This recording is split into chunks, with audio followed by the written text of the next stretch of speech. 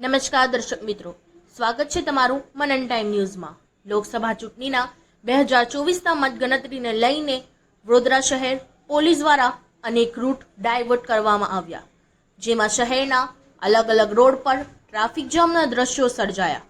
ખાસ પંડ્યા બ્રિજથી આવતી બસો અને સ્ટેશનથી આવતી બસોના કારણે સ્ટેશન વિસ્તારમાં ટ્રાફિક જામના દ્રશ્યો સર્જાયા।